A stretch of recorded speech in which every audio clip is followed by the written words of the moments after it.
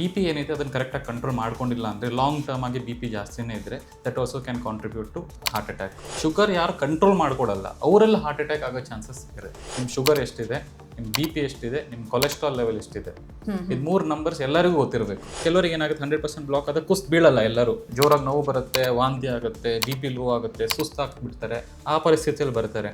Heart attack ಬೇರೆ, cardiac arrest ಬೇರೆ. ಬರೀ ಹಾರ್ಟ್ ಅಟ್ಯಾಕ್ ಆದರೆ ಅವರು ಕಾನ್ಷಿಯಸ್ ಇರ್ತಾರೆ, ಆದರೆ ಜೋರಾಗಿ ನೋವಾಗುತ್ತೆ, ಸ್ವೆಟ್ಟಿಂಗ್ ಆಗುತ್ತೆ, ಬಿ ಪಿ ಕಡಿಮೆ ಆಗುತ್ತೆ, ಸುಸ್ತಾಗ್ತಾರೆ, ಅವಾಗ ಹಾಸ್ಪಿಟ್ಲಿಗೆ ಬರ್ತಾರೆ. Heart attack can lead to cardiac arrest. Cardiac arrest ಆದರೆ ಅಲ್ಲೇ ಕುಸ್ತು ಬಿದ್ದೋಗ್ಬಿಡ್ತಾರೆ. ನೀವು ಯಾವಾಗ ನಡೀತೀರಾ, ಮೆಟ್ಲತ್ತೀರಾ, ಆವಾಗ ಯಾವುದು ಎದೆ ಬಾದಿ ಅಂತ ಅನಿಸುತ್ತೆ, ದಮ್ಮಂದಂಗೆ ಆಗುತ್ತೆ, ನೀವು ಇಮಿಡಿಯೇಟಾಗಿ ರೆಸ್ಟ್ ತೊಗೊಂಡ್ಬಿಟ್ರೆ ಇಮಿಡಿಯೇಟಾಗಿ ಅದು ಕಡಿಮೆ ಆಗುತ್ತೆ. ಕೆಲವು ಯಂಗ್ಸ್ಟರ್ಸು ಬರ್ತಾರೆ, ಅವರು ಹಾರ್ಟ್ ಅಟ್ಯಾಕಿಂದ, ಅವರಲ್ಲಿ ಶುಗರ್ ಇರಲ್ಲ, ಡಯಾಬಿಟಿಸ್ ಇದು ಬಿ ಪಿ ಇರಲ್ಲ, ಕೊಲೆಸ್ಟ್ರಾಲ್ ಇರಲ್ಲ, ಸ್ಮೋಕಿಂಗು ಇಲ್ಲ ಅಂತ ಹೇಳ್ತಾರೆ, ಏನು ಇದಿರಲ್ಲ, ಅದನ್ನು ಸಹ ಹಾರ್ಟ್ ಅಟ್ಯಾಕ್ ಆಗಿ ಯಾಕೆ ಬಂದರು ಅಂತ. ಲಾಕ್ಡೌನ್ ಆಗಿತ್ತಲ್ವ, ಆ ಲಾಕ್ಡೌನ್ ಟೈಮಲ್ಲಿ ಯಾರು ಮನೆಯಿಂದ ಹೊರಗೆ ಹೋಗ್ತಿರ್ಲಿಲ್ಲ, ಪೊಲ್ಯೂಷನ್ ಇಂಡಸ್ಟ್ರೀಸ್ ಎಲ್ಲ ಶಟ್ ಡೌನ್ ಆಗಿತ್ತು, ಆ ಪೊಲ್ಯೂಷನ್ ಲೆವೆಲ್ಸ್ ತುಂಬ ಕಡಿಮೆ ಆಗಿತ್ತು. ಆ ಟೈಮಲ್ಲಿ ಇನಿಷಿಯಲ್ 15 ಡೇಸಲ್ಲಿ ಹಾರ್ಟ್ ಅಟ್ಯಾಕ್ ಕೇಸಸ್ ತುಂಬ ಕಡಿಮೆ ಆಗಿತ್ತು. Stress, either emotional or workplace related stress or even physical stress. ನೋಡಿ, ಹಳ್ಳಿಯಲ್ಲಿ ಸಹ ಈವನ್ ಒಂದಿರಲ್ಲ ಅಂದರೆ ಪೊಲ್ಯೂಷನ್ ಇರಲ್ಲ, ಸ್ಟ್ರೆಸ್ ಲೆವೆಲ್ಸ್ ಕಡಿಮೆ ಇರುತ್ತೆ, ಬಟ್ ಸ್ಟಿಲ್ ಹಳ್ಳಿಯಿಂದಲೂ ಸಹ ಹಾರ್ಟ್ ಅಟ್ಯಾಕ್ಸ್ ಎಲ್ಲ ಆಗ್ತಿರುತ್ತೆ. ಒಂದಂದರೆ ಶುಗರು ಮತ್ತು ಬಿ ಪಿ ಮತ್ತು ಕೊಲೆಸ್ಟ್ರಾಲ್. ಮ್ಯಾರಥಾನ್ ಯಾರೆಲ್ಲ ರನ್ ಮಾಡಿದಾರಲ್ಲ, ಮುಂಚೆ ಯಾರೆಲ್ಲ ಸೆಡೆಂಟ್ರಿ ಇದ್ರು, ಏನೂ ರನ್ ಮಾಡ್ತಿರ್ಲಿಲ್ಲ, ಸಡನ್ನಾಗಿ ಒಂದು ದಿವಸ ಹೋಗ್ಬಿಟ್ರೆ ಮ್ಯಾರಥಾನ್ ರನ್ ಮಾಡಿದ್ದಾರೆ, ಅವರೆಲ್ಲ ನಾವು ಬ್ಲಡ್ ಟೆಸ್ಟ್ ಮಾಡಿ ನೋಡಿದಾಗ ಅವ್ರ ಟ್ರೋಪೋನಿನ್ ಲೆವೆಲ್ಸ್ ಜಾಸ್ತಿ ಇತ್ತು. ಟ್ರೋಪೋನಿನ್ ಅಂದರೆ ಯಾವಾಗ ನಿಮ್ಮ ಕಾರ್ಡಿಯಾಕ್ ಮಸಲಿಗೆ ಡ್ಯಾಮೇಜ್ ಆಗುತ್ತಲ್ಲ, ಮಸಲಿಂದ ಕೆಲವು ಎನ್ಸೈಮ್ಸ್ ರಿಲೀಸ್ ಆಗುತ್ತೆ. ಸೊ ದ್ಯಾಟ್ ಎನ್ಸೈಮ್ ಲೆವೆಲ್ಸ್ ನಾವು ಮೆಜರ್ ಮಾಡಿದಾಗ ಆ ಎನ್ಸೈಮ್ ಲೆವೆಲ್ಸ್ ಜಾಸ್ತಿ ಆಗಿತ್ತು. ಕೆಲವರು ಹೇಳ್ತಾರೆ ಡಾಕ್ಟರ್, ಈಗ ಜಾಸ್ತಿ ಸೌಂಡ್ಗೆ ನಾವು ಎಕ್ಸ್ಪೋಸ್ ಆದಾಗ ಅಥವಾ ಲೆಕ್ಕಕ್ಕಿಂತ ಹೆಚ್ಚು ನಾಯ್ಸ್, DJ ಸೌಂಡ್ಸ್ ಅದನ್ನೆಲ್ಲ ಕೇಳಿದಾಗ ಅಥವಾ ಅದರ ಹತ್ರ ಹೋದಾಗ ಕೆಲವರಿಗೆ ಅದನ್ನ ತಡ್ಕೊಳ್ಳಿಕ್ಕೆ ಆಗೋದಿಲ್ಲ, ಅಷ್ಟು ಜೋರಾಗಿ ಸೌಂಡ್ ಇರುತ್ತೆ, ಅದರಿಂದನೂ ಹಾರ್ಟ್ ಅಟ್ಯಾಕ್ ಆಗುತ್ತೆ ಅಂತ ಹೇಳ್ತಾರೆ. ಇದು ನಿಜಾನ? ಈ ಯಂಗ್ ಪಾಪ್ಯುಲೇಷನಲ್ಲಿ ನೋಡಿದರೆ ಮೆನ್ನಲ್ಲಿ ಜಾಸ್ತಿ ಇದೆ ಕಂಪೇರ್ ಟು ಫೀಮೇಲ್ಸ್. ಯಾಕಂದರೆ ಒಂದಂದರೆ ಹಾರ್ಮೋನು, ಫೀಮೇಲ್ಸಲ್ಲಿ ಒಂದು ಈಸ್ಟ್ರೋಜನ್ ಹಾರ್ಮೋನ್ಸ್ ಅಂತ ಇರುತ್ತೆ. So that is little bit cardio protective ಇರುತ್ತೆ, ವೆಸಲ್ಸು ಮತ್ತು ಕಾರ್ಡಿಯಾಕಿಗೆ ಸ್ವಲ್ಪ ಕಾರ್ಡಿಯೋ ಪ್ರೊಟೆಕ್ಟಿವ್ ಇರುತ್ತೆ. ಸೊ ಅದು ಮೆನ್ಸಲ್ಲಿ ಇಲ್ಲ. ಗೋಲ್ಡನ್ ಅವರ್ ಅಂದರೆ ಇವನ್ ಹಾರ್ಟ್ ಅಟ್ಯಾಕ್ ಆದರೆ ಇಮಿಡಿಯೇಟಾಗಿ within 30 minutes they should be in the hospital. So ECG echo TMT ಮಾಡಿಸ್ಕೊಂಡ್ರೆ majority of the cardiac conditions cover ಆಗಿಬಿಡುತ್ತೆ ಅದರಲ್ಲಿ. ನೋಡಿ, ಕೊನೆಯದಾಗಿ ನಿಮ್ಮದು ಹೆಲ್ತ್ ನಿಮ್ಮ ಕೈಯಲ್ಲಿರೋದು, ಪ್ರಿವೆನ್ಷನ್ ಏನಿದೆ ಅದು ನಿಮ್ಮ ಕೈಯಲ್ಲಿರೋದು, ಟ್ರೀಟ್ಮೆಂಟ್ ಮಾತ್ರ ನಮ್ಮ ಕೈಯಲ್ಲಿರೋದು. ಡಾಕ್ಟರ್, ಹಾಗಿದ್ರೆ ಯಾವ ಒಂದು ವಾರ್ನಿಂಗ್ ಸೈನ್ಸನ್ನು ನಾವು ಇಗ್ನೋರ್ ಮಾಡಲೇಬಾರ್ದು?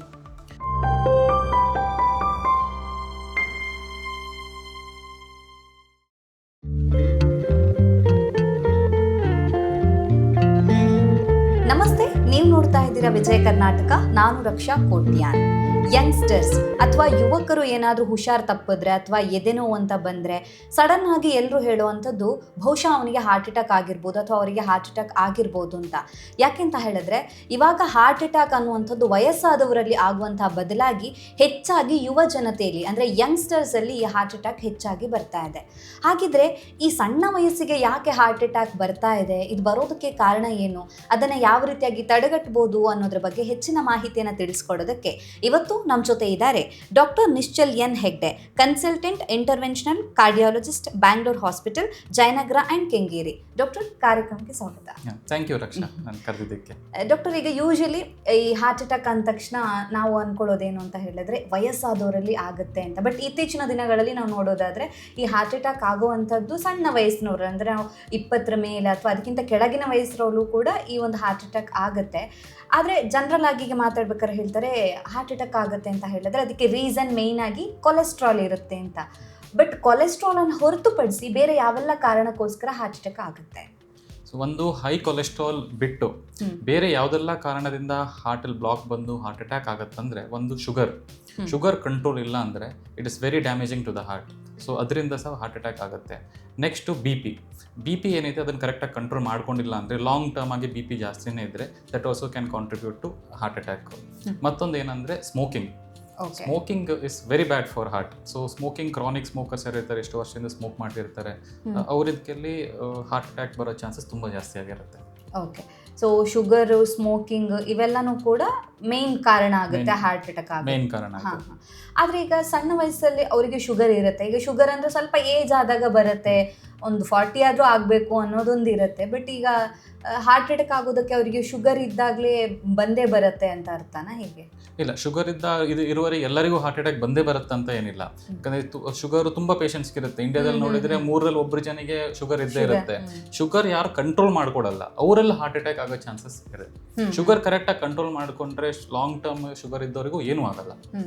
ಸೊ ಕೊಲೆಸ್ಟ್ರಾಲ್ ನ ಜೊತೆಗೆ ಶುಗರ್ ಇರುವಂತದ್ದು, ಸ್ಮೋಕಿಂಗ್, ಸೊ ಇವೆಲ್ಲನೂ ಕೂಡ ಹಾರ್ಟ್ ಅಟ್ಯಾಕ್ ಬರೋದಕ್ಕೆ ಕಾರಣ. You should know your numbers ಅಂತ. ಯಾವ್ದೆಲ್ಲ ನಂಬರು, ನಿಮ್ ಶುಗರ್ ಎಷ್ಟಿದೆ, ನಿಮ್ BP ಎಷ್ಟಿದೆ, ನಿಮ್ ಕೊಲೆಸ್ಟ್ರಾಲ್ ಲೆವೆಲ್ ಎಷ್ಟಿದೆ, ಇದು 3 ನಂಬರ್ಸ್ ಎಲ್ಲರಿಗೂ ಗೊತ್ತಿರಬೇಕು. ಇದು 3 ಕಂಟ್ರೋಲ್ ಮಾಡ್ಕೊಂಡಿದ್ರೆ ಹಾರ್ಟ್ ಅಟ್ಯಾಕ್ ರೇಟ್ ಎಷ್ಟೋ ಕಡಿಮೆ ಆಗುತ್ತೆ. ಓಕೆ, ಸೊ ಆ ರೀತಿಯಾಗಿ ನಮ್ಮ ಆರೋಗ್ಯದ ಬಗ್ಗೆ ನಮಗೆ ಗೊತ್ತಿರಬೇಕು. ನಿಮ್ ನಂಬರ್ ಎಷ್ಟು, ನಿಮ್ BP ಎಷ್ಟು ನಿಮ್ಗೆ ಗೊತ್ತಿರಬೇಕು. ನಿಮ್ ಕೊಲೆಸ್ಟ್ರಾಲ್ ಎಷ್ಟು, ಕೊಲೆಸ್ಟ್ರಾಲ್ ಎಷ್ಟಿದೆ ನಿಮ್ಗೆ ಗೊತ್ತಿರಬೇಕು. ನಿಮ್ದು ಇದು ಶುಗರ್ ಎಷ್ಟಿದೆ ಅಂತ ನಿಮ್ಗೆ ಗೊತ್ತಿರಬೇಕು. ನೀವು ಚೆಕಪ್ ರೆಗ್ಯುಲರ್ ಆಗಿ ಚೆಕಪ್ ಮಾಡ್ಕೊಂಡ್ಬಿಟ್ಟು ಎಲ್ಲರೂ ಸಹ ಆಫ್ಟರ್ 20-25 ರೆಗ್ಯುಲರ್ ಆಗಿ ಚೆಕಪ್ ಮಾಡ್ಕೊಂಡು BP, ಶುಗರ್, ಕೊಲೆಸ್ಟ್ರಾಲ್ ಅದೆಲ್ಲ ಚೆಕಪ್ ಮಾಡ್ಕೊಂಡು ನಿಮ್ಗೆ ಗೊತ್ತಿರಬೇಕು ನಿಮ್ದು ಎಷ್ಟಿದೆ, ನಿಮ್ ಕಂಟ್ರೋಲ್ ಇದೆಯಾ ಇಲ್ವಾ ಹೆಂಗಂತ. ಡಾಕ್ಟರ್, ಈಗ ಹಾರ್ಟ್ ಅಟ್ಯಾಕ್ ಆದಾಗ ಸಡನ್ ಆಗಿ ಹೊರಗಿನವರು ಮಾತಾಡ್ಕೋತಾರೆ. ಈಗ ಪೇಷಂಟ್ ಅನ್ನ ಬಿಟ್ಟು ಆಲ್ ಆಫ್ ಸಡನ್ ಆಗಿ ಹುಷಾರಿದ್ದವನೇ ಬಿದ್ಬಿಟ್ಟ, ಹೀಗಾಯ್ತಂತೆ. ಸೊ ಹಾಗಾದ್ರೆ ಏನು ಅವರಿಗೆ ವಾರ್ನಿಂಗ್ ಸೈನ್ಸ್ ಬರೋದಿಲ್ವ? ಈಗ ಹಾರ್ಟ್ ಅಟ್ಯಾಕ್ ಆಗೋದಕ್ಕಿಂತ ಮುಂಚೆ ಅವರಿಗೆ ನನ್ಗೆ ಈ ತರ ಆಗ್ತಾ ಇದೆ, ನನ್ಗೆ ಹಾರ್ಟ್ ಅಟ್ಯಾಕ್ ಆಗ್ಬೋದು, ಅಥವಾ ನನ್ನ ಹೃದಯಕ್ಕೇನೋ ತೊಂದರೆ ಆಗ್ತಾ ಇದೆ ಅನ್ನೋ ಸೂಚನೆ ಅವ್ರಿಗೆ ಗೊತ್ತಾಗೋದಿಲ್ವಾ? ನೋಡಿ, ಹಾರ್ಟ್ ಅಟ್ಯಾಕ್ ಯಾವಾಗ ಆಗುತ್ತಂದ್ರೆ, ಇವಾಗ ಹಾರ್ಟಿಗೆ ಬ್ಲಡ್ ಸಪ್ಲೈ 3 ಮೇಜರ್ ವೆಸಲ್ಸ್ ಇಂದ ಬರುತ್ತೆ. ಸೊ ಅದರಲ್ಲಿ ಯಾವುದಾದ್ರೂ ಒಂದು ವೆಸಲಲ್ಲಿ ಇನಿಷಿಯಲಿ ಏನಾದರೂ 10-20% ಬ್ಲಾಕ್ ಬಂದಿರ್ಬೋದು. ಏನಾದರೂ ಕೊಲೆಸ್ಟ್ರಾಲ್ ಡೆಪಾಸಿಟ್ ಆಗಿ ಅಲ್ಲಿ ಸ್ವಲ್ಪ 10-20% ಬ್ಲಾಕ್ ಬಂದಿರ್ಬೋದು. ಆ 10-20% ಬ್ಲಾಕಲ್ಲಿ ಏನೂ ಸಿಂಪ್ಟಮ್ಸ್ ಇರಲ್ಲ ಪೇಷಂಟಿಗೆ. ಸೊ ನಾರ್ಮಲಿ ಏನಾಗುತ್ತೆ, 10-20% ಹಂಗೆ ಲೈಫ್ ಸ್ಟೈಲ್ ಮೇಂಟೈನ್ ಆಗ್ತಾ ಹೋದರೆ ಅದನ್ನು ಜಾಸ್ತಿ ಆಗ್ತಾ ಹೋಗುತ್ತೆ. ಅರೌಂಡ್ 70-80% ಬಂದಾಗ, ನಡೆದಾಗ, ಮೆಟ್ಲದ್ದಾಗ ಅವಾಗ ಸಿಂಪ್ಟಮ್ಸ್ ಬರೋಕ್ಕೆ ಸ್ಟಾರ್ಟ್ ಆಗುತ್ತೆ. ಎದೆ ಬಾದಿ ಅಂತ ಅನ್ಸುತ್ತೆ, ದಮ್ ಅನ್ನಂಗೆ ಆಗುತ್ತೆ. ಆವಾಗ ಏನಾದರೂ ಹಾಸ್ಪಿಟ್ಲಿಗೆ ಹೋಗಿ ಬಂದರೆ ಅಲ್ಲಿ ECG, ಇಕೋ, TMT ಟೆಸ್ಟ್ ಎಲ್ಲ ಮಾಡಿದಾಗ, ಇಲ್ಲಾಂದ್ರೆ CT ಸ್ಕ್ಯಾನ್ ಮಾಡಿದಾಗ ಆವಾಗ ಗೊತ್ತಾಗ್ಬಿಡುತ್ತೆ ಹಾರ್ಟಲ್ಲಿ ಬ್ಲಾಕ್ ಇದೆ ಅಂತ ಹೇಳ್ಬಿಟ್ಟು ಆಮೇಲೆ ಮತ್ತೆ ಟ್ರೀಟ್ಮೆಂಟ್ ಕೊಡ್ಬೋದು. ಕೆಲವರಿಗೆ ಏನಾಗುತ್ತೆ 10-20% ಬ್ಲಾಕ್ ಇರುವಾಗಲೇ ಅವಾಗ ಏನಾಗುತ್ತೆ, ಏನಾದರೂ ಸ್ಟ್ರೆಸ್ಸಿಂದ ಇಲ್ಲ ಇನ್ಫ್ಲಮೇಷನಿಂದ ಆ 10 ಬ್ಲಾಕ್ ಏನಾದರೂ ರಪ್ಚರ್ ಆಗುತ್ತೆ ಸಡನ್ ಆಗಿ. ಆ ರಪ್ಚರ್ ಆದಾಗ ಏನಾಗುತ್ತೆ, ಅಲ್ಲಿ ಆ ಜಾಗದಲ್ಲಿ ಕ್ಲಾಟ್ ಫಾರ್ಮೇಷನ್ ಆಗುತ್ತೆ. ಕ್ಲಾಟ್ ಫಾರ್ಮೇಷನ್ ಆದಾಗ ಅದು ಏನು 20% ಬ್ಲಾಕ್ ಇದೆಯೋ ಅದು ಸಡನ್ ಆಗಿ 100% ಆಗುತ್ತೆ. ಸೊ ಅವಾಗ ಮುಂಚೆ ಏನೂ ಸಿಂಪ್ಟಮ್ಸ್ ಇರಲ್ಲ ಪೇಷಂಟಿಗೆ. ಸಡನ್ ಆಗಿ ಅದು ಪ್ಲಾಕ್ ರಪ್ಚರ್ ಆಗುತ್ತೆ. ಬ್ಲಾಕ್ ಏನಿದೆ 10-20% ರಪ್ಚರ್ ಆಗುತ್ತೆ, ಅಲ್ಲಿ ಕ್ಲಾಟ್ ಫಾರ್ಮೇಷನ್ ಆಗುತ್ತೆ. ಕ್ಲಾಟ್ ಫಾರ್ಮ್ ಅದಕ್ಕೆ ಸಡನ್ ಆಗಿ 100% ಬ್ಲಾಕ್ ಆಗಿಬಿಡುತ್ತೆ. ಅವಾಗ ಮೇಜರ್ ಅಟ್ಯಾಕ್ ಆಗಿಬಿಡುತ್ತೆ ಪೇಷಂಟಿಗೆ. ಸೊ ಓಡಾಡ್ತಾ ಇರ್ತಾರೆ, ಚೆನ್ನಾಗಿರ್ತಾರೆ, ಏನೋ ಸ್ಟ್ರೆಸ್ಸರಿಂದ, ಏನೋ ಒಂದು ಟ್ರಿಗರಿಂದ ಅದು ರಪ್ಚರ್ ಆಗುತ್ತೆ. ಆ ಟ್ರಿಗರಿಂದ ರಪ್ಚರ್ ಆಗಿ ಇಮಿಡಿಯೇಟ್ ಆಗಿ ಹಾರ್ಟ್ ಅಟ್ಯಾಕ್ ಆಗುತ್ತೆ. ಸೊ ಹಾಗಾದ್ರೆ ವಾರ್ನಿಂಗ್ ಸೈನ್ಸ್ ಬರದೇ ಇರಬಹುದು. ಓಕೆ, ಸೊ ಅವ್ರಿಗೆ ಏನು ಮುಂಚೆ ಗೊತ್ತಾಗದೆ, ಅಥವಾ ಕೆಲವ್ರು ಹೇಳ್ತಾರೆ ಸ್ವೆಟ್ ಆಗುತ್ತೆ ಹಾರ್ಟ್ ಅಟ್ಯಾಕ್ ಆಗೋಕ್ಕಿಂತ ಮುಂಚೆ, ಅಥವಾ ಪೇಯ್ನ್ ಬರುತ್ತೆ ಅಂತ. ಸೊ ಅಂತ ಸಿಂಪ್ಟಮ್ಸ್ ಬರುತ್ತೆ, ಆಲ್ ಆಫ್ ಸಡನ್ ಆಗಿ ಅವ್ರು ಕುಸ್ತು ಬೀಳುವಂತ ಚಾನ್ಸಸ್. ಆಲ್ ಆಫ್ ಸಡನ್ ಆಗಿ ಬಂದ್ಬಿಟ್ಟು ಕೆಲವರಿಗೆ ಏನಾಗುತ್ತೆ 100% ಬ್ಲಾಕ್ ಆದ ಕುಸ್ತು ಬೀಳಲ್ಲ ಎಲ್ಲರೂ. ಹಾರ್ಟ್ ಅಟ್ಯಾಕ್ ಆಗೋ ಜೋರಾಗಿ ನೋವು ಬರುತ್ತೆ, ವಾಂತಿ ಆಗುತ್ತೆ, BP ಲೋ ಆಗುತ್ತೆ, ಸುಸ್ತಾಗ್ಬಿಡ್ತಾರೆ. ಆ ಪರಿಸ್ಥಿತಿಯಲ್ಲಿ ಬರ್ತಾರೆ. ಕೆಲವು ಜನರು ಏನಾಗುತ್ತೆ, ಸಡನ್ ಆಗಿ ಇದಾದಾಗ ಅಲ್ಲೇ ಕುಸ್ತು ಬಿದ್ದುಬಿಡ್ತಾರೆ. ಯಾಕಂದರೆ ಅದೇನೋ ಡೇಂಜರಸ್ ರಿದಮಿಗೆ ಹೋಗ್ಬಿಡುತ್ತೆ, ಇಲ್ಲ ಹಾರ್ಟ್ ಸಡನ್ ಆಗಿ ಅರೆಸ್ಟ್ ಆಗಿಬಿಡುತ್ತೆ. ಕಾರ್ಡಿಯಾಕ್ ಅರೆಸ್ಟ್ ಅಂತ ಆಗ್ಬಿಡುತ್ತೆ ಕೆಲವರಿಗೆ. ಹಾರ್ಟ್ ಅಟ್ಯಾಕ್ ಬೇರೆ, ಕಾರ್ಡಿಯಾಕ್ ಅರೆಸ್ಟ್ ಬೇರೆ. ಬರೀ ಹಾರ್ಟ್ ಅಟ್ಯಾಕ್ ಆದರೆ ಅವರು ಕಾನ್ಷಿಯಸ್ ಇರ್ತಾರೆ, ಆದರೆ ಜೋರಾಗಿ ನೋವಾಗುತ್ತೆ, ಸ್ವೆಟ್ಟಿಂಗ್ ಆಗುತ್ತೆ, BP ಕಡಿಮೆ ಆಗುತ್ತೆ, ಸುಸ್ತಾಗ್ತಾರೆ, ಆವಾಗ ಹಾಸ್ಪಿಟ್ಲಿಗೆ ಬರ್ತಾರೆ. Okay, heart attack can lead to cardiac arrest ಆದರೆ ಅಲ್ಲೇ ಕುಸ್ತು ಬಿದ್ದೋಗ್ಬಿಡ್ತಾರೆ. ಓಕೆ, ಹಾರ್ಟ್ ಅಟ್ಯಾಕ್ ಆದ್ಮೇಲೆ ಅದರಿಂದಾಗಿ ಕಾರ್ಡಿಯಾಕ್ ಅರೆಸ್ಟ್ ಆಗುವಂತ ಚಾನ್ಸಸ್ ಹೆಚ್ಚಾಗಿನೇ ಇರುತ್ತೆ. ಸೊ ವಾರ್ನಿಂಗ್ ಸೈನ್ಸ್ ಕೆಲವರಲ್ಲಿ ಇರುತ್ತೆ, ಕೆಲವರಲ್ಲಿ ಇರೋದಿಲ್ಲ, ಡಿಪೆಂಡ್ಸ್ ಆಗಿರುತ್ತೆ ಅನ್ನೋ ತರ. ಡಾಕ್ಟರ್, ಹಾಗಿದ್ರೆ ಯಾವ ಒಂದು ವಾರ್ನಿಂಗ್ ಸೈನ್ಸ್ ಅನ್ನ ನಾವು ಇಗ್ನೋರ್ ಮಾಡಲೇಬಾರ್ದು? ನೋಡಿ, warning signs related to heart ಅಂದರೆ ನಿಮ್ಗೆ ನಡೆದಾಗ, ಮೆಟ್ಲದ್ದಾಗ ಏನಾದರೂ ಎದೆ ಒತ್ತದಂಗೆ ಆಗೋದು, ಇಲ್ಲಾಂದರೆ ನಡೆದಾಗ, ಮೆಟ್ಲದ್ದಾಗ ಎದೆ ಉಸಿರಾಡಕ್ಕೆ ಇಲ್ಲದೆ ಇರೋದು, ಏನೋ ದಮ್ ಬಂದಂಗೆ ಆಗೋದು, ನಡೆದಾಗ, ಮೆಟ್ಲದ್ದಾಗ, ಅದೆರಡು ಸಿಂಪ್ಟಮ್ಸ್ ತುಂಬ ಇಂಪಾರ್ಟೆಂಟು. ಇಲ್ಲಾಂದರೆ ನೀವೇನಾದರೂ ಊಟ ಮಾಡಿದರೆ ತುಂಬ ಬೇವ್ರು ಬಂದಂಗೆ ಆಗೋದು, ಆ ಥರ ಏನಾದರೂ ಆದರೆ ನೀವು ಆ ಸಿಂಪ್ಟಮ್ಸನ್ನು ಇಗ್ನೋರ್ ಮಾಡೋಂಗಿಲ್ಲ. ಇಮಿಡಿಯೇಟಾಗಿ ನೀವು ನಿಮ್ಮದು ನಿಯರೆಸ್ಟ್ ಕಾರ್ಡಿಯಾಲಜಿಸ್ಟ್ ಹತ್ರ ಹೋಗ್ಬಿಟ್ಟು future test, ECG, echo, TMT ಮತ್ತು ಬೇರೆ ಇವಾಗ ಅಡ್ವಾನ್ಸ್ ಟೆಸ್ಟ್ ಬಂದಿದೆ, CT-CAG ಅಂತ. CT-CAGಲ್ಲಿ ಇವನ್ 10-20% ಬ್ಲಾಕೇಜ್ ಇದ್ದರೂ CT-CAGಲ್ಲಿ ಕಂಡುಹಿಡಿಬೋದು ನಾವು. ಓಕೆ, ಈಗ ಸುಸ್ತಾಗುವಂಥದ್ದು ನಮಗೆ ಫಿಸಿಕಲಿ ತುಂಬ ಸ್ಟ್ರೈನ್ ಆದಾಗಲೂ ಕೂಡ ಆಗುತ್ತೆ. ಸೊ ನಮಗೆ ಇದು ಹಾರ್ಟ್ಗೆ ಸಂಬಂಧಪಟ್ಟ ಹಾಗೇನೆ ಈ ಥರ ಆಗ್ತಾ ಇದೆ ಅಂತ ತಿಳ್ಕೊಳ್ಳಿಕ್ಕೆ ಆಗುತ್ತಾ ನಮಗೆ ಆ್ಯಸ್ ಅ ಕಾಮನ್ ಪರ್ಸನ್ ಆಗಿ? ನೋಡಿ, ಹಾರ್ಟಿಗೆ ಸಂಬಂಧಪಟ್ಟದ್ದು ಆದರೆ ನೀವು ಯಾವಾಗ ನಡೀತೀರಾ, ಮೆಟ್ಲತ್ತೀರಾ, ಆವಾಗ ಯಾವುದು ಎದೆ ಬಾದಿ ಅಂತ ಅನಿಸುತ್ತೆ, ದಮ್ಮನ್ನಂಗೆ ಆಗುತ್ತೆ, ನೀವು ಇಮಿಡಿಯೇಟಾಗಿ ರೆಸ್ಟ್ ತೊಗೊಂಡ್ಬಿಟ್ರೆ ಇಮಿಡಿಯೇಟಾಗಿ ಅದು ಕಡಿಮೆ ಆಗುತ್ತೆ. ಸೊ ಇದು ಎಕ್ಸರ್ಷನಲ್ ಸಿಂಪ್ಟಮ್ಸ್ ಅಂತ ಹೇಳ್ತಾರೆ. ಅಂದರೆ ನೀವೇನಾದರೂ ಮೆಟ್ಲತ್ತಿದ್ರೆ ಎಕ್ಸರ್ಟ್ ಮಾಡಿದಾಗ ಮಾತ್ರ ನಿಮಗೆ ಎದೆ ಒತ್ತದಂಗೆ ಆಗುತ್ತೆ, ದಮ್ ಅನ್ನಂಗೆ ಆಗುತ್ತೆ. ಇಲ್ಲ 3 months ಮುಂಚೆ ನಾನು ಇದೆಲ್ಲ ಕೆಲಸ ಮಾಡ್ತಿದ್ದೆ, ನನಗೇನು ಸುಸ್ತಾಗ್ತಿರ್ಲಿಲ್ಲ, ಏನೂ ಬರ್ತಿರ್ಲಿಲ್ಲ. ಇವಾಗ ಇತ್ತೀಚೆಗೆ ನಾನು ಸ್ವಲ್ಪ ದೂರ ನಡೆದ್ರೆ, ಒಂದು ಸ್ವಲ್ಪ ಮೆಟ್ಲು ಹತ್ತಿದ್ರೆ ಎದೆ ಒತ್ತದಂಗೆ ಆಗ್ತಿದೆ, ದಮ್ ಅನ್ನಂಗೆ ಆಗ್ತಾಯಿದೆ, ಮೊದಲು ಇದು ಇರಲಿಲ್ಲ. ಆ ಥರ ಇದ್ದರೆ ಇದೇನೋ ಚೇಂಜ್ ಆಗಿದೆ, ಏನೋ ಒಂದು ಹೊಸದೇನೋ ಬಂದಿದೆ, ಅದಕ್ಕೆ ನೀವು ಇವ್ಯಾಲ್ಯೂಯೇಷನ್ ಮಾಡಿಸ್ಲೇಬೇಕು. ಓಕೆ, ಹಾಗಾದರೆ ಮೆಟ್ಲು ಹತ್ತಿದಾಗ ಎದೆನೋ ಆಗ್ತಾ ಇದೆ ಅಂದಾಗ ಅವರು ರೆಸ್ಟ್ ಮಾಡಿದ್ರು ಅಂದರೆ ಕಡಿಮೆ ಆಗುತ್ತೆ. ಸೊ ಅದು ಹಾರ್ಟ್ ಅಟ್ಯಾಕ್ ಆಗುವಂಥ ಒಂದು ಸಿಂಪ್ಟಮ್ ಆ ಥರ ಅಂದರೆ ಅದು ಹಾರ್ಟ್ ಅಟ್ಯಾಕ್ ಅಂತ ಹೇಳಲ್ಲ, ಅದು ಹಾರ್ಟ್ ಅಟ್ಯಾಕ್ ಸಿಂಪ್ಟಮ್ ಅಲ್ಲ, ಹಾರ್ಟಲ್ಲಿ ಬ್ಲಾಕ್ ಇರೋ ಸಿಂಪ್ಟಮ್ ಅದು. ಓಕೆ, ಸೊ ಹಾರ್ಟಲ್ಲಿ ಬ್ಲಾಕ್ ಇರೋ ಒಂದು ಸಿಂಪ್ಟಮ್ ಅನ್ನು ಅದು ತೋರಿಸ್ಕೊಡುತ್ತೆ ಅಂತ. ಸೊ ಅದು ಬಿಟ್ಟು ಬೇರೆ ಯಾವ ಸಿಂಪ್ಟಮ್ ಅನ್ನು ನಾವು ನೆಗ್ಲೆಕ್ಟ್ ಮಾಡಬಾರ್ದು? ಅದು ಬಿಟ್ಟು ಏನಾದರೂ ನಿಮಗೆ ಜೋರಾಗಿ ಎದೆ ಬಡ್ದಂಗೆ ಆಗೋದು, ಇಲ್ಲಾಂದರೆ ಊಟ ಮಾಡಿದಾಗ ಸ್ವೆಟ್ ಆದಂಗೆ ಆಗೋದು, ಆ ಥರ ಬಂದರೂ ಸಹ ಸ್ವಲ್ಪ ಆಂಜೈನಾ ಇಕ್ವಾಲೆಂಟ್ಸ್ ಅಂತ ಹೇಳ್ತಾರೆ. ಸೊ ಆ ಸಿಂಪ್ಟಮ್ಸ್ ಬಂದಾಗ you should not neglect it. Okay, ಹಾಗಿದ್ರೆ ಡಾಕ್ಟರ್, ಇವಾಗ ಇತ್ತೀಚಿನ ದಿನಗಳಲ್ಲಿ ನಾವು ನೋಡೋದಾದ್ರೆ ಯಂಗ್ಸ್ಟರ್ಸಲ್ಲಿ ಹಾರ್ಟ್ ಅಟ್ಯಾಕ್ ಆಗುತ್ತೆ, ಯಾವ ಕಾರಣಕ್ಕೋಸ್ಕರ ಆಗ್ತಾ ಇದೆ? ನೋಡಿ, ಕೆಲವು ಯಂಗ್ಸ್ಟರ್ಸು ಬರ್ತಾರೆ, ಅವರು ಹಾರ್ಟ್ ಅಟ್ಯಾಕಿಂದ ಅವರಲ್ಲಿ ಶುಗರ್ ಇರಲ್ಲ, ಡಯಾಬಿಟಿಸ್ ಇದು BP ಇರಲ್ಲ, ಕೊಲೆಸ್ಟ್ರಾಲ್ ಇರಲ್ಲ, ಸ್ಮೋಕಿಂಗು ಇಲ್ಲ ಅಂತ ಹೇಳ್ತಾರೆ, ಏನೂ ಇದಿರಲ್ಲ. ಅದನ್ನು ಸಹ ಹಾರ್ಟ್ ಅಟ್ಯಾಕ್ ಆಗಿ ಯಾಕೆ ಬಂದರು ಅಂತ, ಒಂದಂದರೆ genetic factor. Okay, so family history of heart disease ಇರುತ್ತೆ. ಕೆಲವರಿಗೆ ಫ್ಯಾಮಿಲಿಯಲ್ಲಿ ಯಂಗ್ ಏಜಲ್ಲಿ ಇರೋದು, ಇಲ್ಲಾಂದರೆ ಅವ್ರದ್ದು ತಂದೆ ತಾಯಿ ಅಕ್ಕ ತಮ್ಮ ತಂಗಿಯಲ್ಲಿ ಏನಾದರೂ ಹಾರ್ಟ್ ಮುಂಚೆ ಪ್ರಾಬ್ಲಮ್ ಇದ್ದಿರೋದು. Family history is very important. ಆ ಫ್ಯಾಮಿಲಿ ಹಿಸ್ಟ್ರಿ ಏನಾದರೂ ಇದ್ದರೆ they are more prone for getting these heart attacks. ಮತ್ತೊಂದು ಸೆಕೆಂಡ್ ಅಂದರೆ ನಮ್ಮದು ಎನ್ವಿರಾನ್ಮೆಂಟ್ ಹೆಂಗಿದೆ ಅಂತ, ಅವರು ಇದು ಕೆಲಸ ಮಾಡೋದು ವರ್ಕ್ ಪ್ಲೇಸ್ ಎನ್ವಿರಾನ್ಮೆಂಟ್ ಹೆಂಗಿದೆ, ಅವ್ರು ಇರೋದು ಸಿಟಿದ ಎನ್ವಿರಾನ್ಮೆಂಟ್ ಹೆಂಗಿದೆ, all those things also matter. Pollution is regarded as one of the risk factors for heart attack. ನೀವು ಈ COVID-19 ನಮ್ಮ ಇನಿಷಿಯಲ್ ಫೇಸಲ್ಲಿ ಲಾಕ್ಡೌನ್ ಆಗಿತ್ತಲ್ವ, ಆ ಲಾಕ್ಡೌನ್ ಟೈಮಲ್ಲಿ ಯಾರು ಮನೆಯಿಂದ ಹೊರಗೆ ಹೋಗ್ತಿರ್ಲಿಲ್ಲ, ಪೊಲ್ಯೂಷನ್ ಇಂಡಸ್ಟ್ರೀಸ್ ಎಲ್ಲ ಶಟ್ ಡೌನ್ ಆಗಿತ್ತು, ಆ ಪೊಲ್ಯೂಷನ್ ಲೆವೆಲ್ಸ್ ತುಂಬ ಕಡಿಮೆ ಆಗಿತ್ತು. ಆ ಟೈಮಲ್ಲಿ ಇನಿಷಿಯಲ್ 15 daysಲ್ಲಿ ಹಾರ್ಟ್ ಅಟ್ಯಾಕ್ ಕೇಸಸ್ ತುಂಬ ಕಡಿಮೆ ಆಗಿತ್ತು, ಬಿಕಾಸ್ ಪೊಲ್ಯೂಷನ್ ಲೆವೆಲ್ಸ್ ಕಡಿಮೆ ಆಗಿತ್ತು. Second thing, stress. ಡೈಲಿ ಇದರಲ್ಲಿ ಸ್ಟ್ರೆಸ್ ಜಾಸ್ತಿ ಇರುತ್ತೆ. ನಿಮ್ಮ ವರ್ಕ್ ಪ್ಲೇಸು ಮನೆಯಲ್ಲೂ ಸ್ಟ್ರೆಸ್ ಲೆವೆಲ್ಸ್ ಜಾಸ್ತಿ ಇದ್ದರೆ ನಿಮ್ಮ ಬಾಡಿಯಲ್ಲಿ ಕಾರ್ಟಿಸಾಲ್ ಅಂತ ಒಂದು ಹಾರ್ಮೋನ್ಸ್, ಅದು ಲೆವೆಲ್ ಜಾಸ್ತಿ ಇರುತ್ತೆ. ಸೊ ಆ ಲೆವೆಲ್ ಜಾಸ್ತಿ ಇದ್ದಾಗ ನಿಮ್ಮ ಇನ್ಫ್ಲಮೇಷನ್ ಎಲ್ಲ ಜಾಸ್ತಿ ಇರುತ್ತೆ. So that is another contributing factor for these heart attacks. So ನಾನು ಹೇಳ್ತೆ ಅಲ್ವಾ, ಆ 10-20% ಏನೋ ಪ್ಲಾಕ್ ಇರುತ್ತೆ, ಅದು ರಪ್ಚರ್ ಆಗೋಕ್ಕೆ ಒಂದು ಟ್ರಿಗರ್ ಬೇಕಂತ. These are all the triggers. Stress, either emotional or workplace related stress or even physical stress. ಇನ್ನು ತುಂಬ ಜಾಸ್ತಿ ಫಿಸಿಕಲ್ ಸ್ಟ್ರೈನ್ ಮಾಡಿದಾಗ ಆವಾಗಲೂ ಸಹ that is also trigger for rupturing that plaque. Okay, and second thing is your pollution levels. And ಇನ್ನೊಂದು third thing ಅಂದರೆ lack of sleep. Minimum 7 to 8 hours of sleep is required for everybody.